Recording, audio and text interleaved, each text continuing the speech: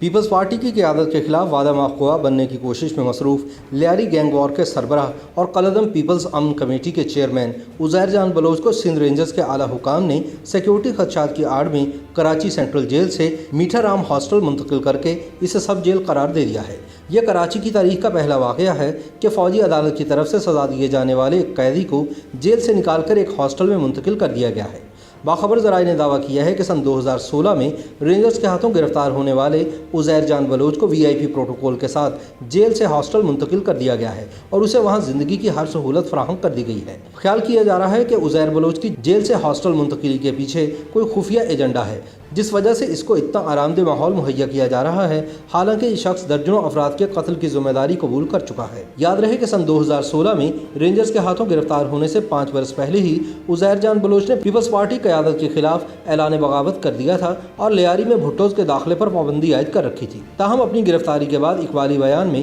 اس نے یہ الزام عائد کیا کہ ماضی میں وہ پیپلز پارٹی کی قیادت کے ایما پر قتل و غارت، بھتہ خوری اور زمینوں پر قبضوں کی کارروائیوں میں ملوث رہا ہے۔ سن 2016 میں اپنی گرفتاری کے بعد وہ 3 برس پاکستان آرمی کی کور 5 کی تحویل میں رہا اور اس برس اپریل میں اسے پولیس کی تحویل میں دے دیا گیا تھا، جس نے اس کو انسداد دہشت گردی کی عدالت میں پیش کیا تھا۔ تاہم صرف 1 مہینہ ہی سینٹرل جیل کراچی میں رکھے جانے کے بعد اب اسے ایک ہاسٹل میں منتقل کر دیا گیا ہے اور یہ کہا جا رہا ہے کہ سیکیورٹی خدشات کے باعث ایسا کیا گیا۔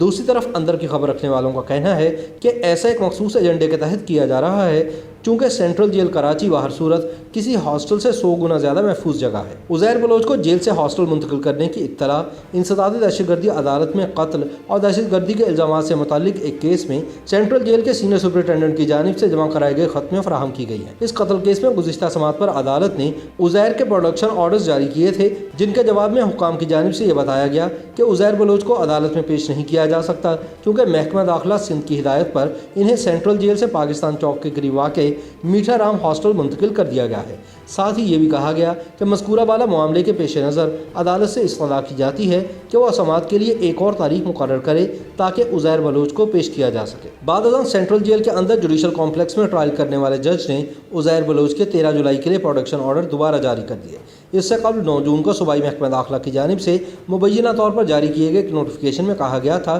کہ سیکیورٹی خدشات سے متعلق رپورٹس کے جائزے پر حکومت پاکستان رینجرز کے میٹھا رام ہاسٹل کی حدود کو سب جیل قرار دیتی ہے تاکہ لیاری گینگسٹر کو حراست میں محفوظ رکھا جا سکے۔ مزید برآں یہ بھی کہا گیا تھا کہ انسپیکٹر جنرل جیل خانہ جات کی جانب سے نامزد عہدیدار سب جیل کے انتظامی معاملات اور نگرانی کے ذمہ دار ہوں گے اور رینجرز اور پولیس ان کی بیرونی سیکیورٹی کے لیے ذمہ دار ہوں گے۔ خیال رہے کہ گزشتہ مہینے لیاری کی بدنام زمانہ شخصیت عزیر جان بلوچ کو فوجی عدالت کی جانب سے دی گئی سزا کے خلاف ان کے اہل خانہ نے سندھ ہائی کورٹ سے رجوع کیا تھا۔ عزیر بلوچ کی والدہ رضیہ بیگم کی جانب سے سندھ ہائی کورٹ میں اپنے وکیل کے ذریعے دائر کی گئی درخواست میں موقف اپنایا گیا تھا کہ فوجی عدالت کی جانب سے مبینہ طور پر سزا کے بعد ان کے بیٹے کو اپریل کے پہلے ہفتے میں کراچی جیل منتقل کر دیا گیا تھا۔ درخواست گزار کے مطابق عزیر بلوچ کو جنوری سن 2016 میں قانون نافذ کرنے والے اداروں کے اہلکاروں کی جانب سے پکڑا گیا اور ان پر انسداد دہشت گردی عدالت میں زیر التوا 50 سے زائد کیسز میں نامزد اور چارج شیٹ کیا گیا۔ انہوں نے مزید کہا تھا کہ عزیر بلوچ کو 12 اپریل سن 2017 کو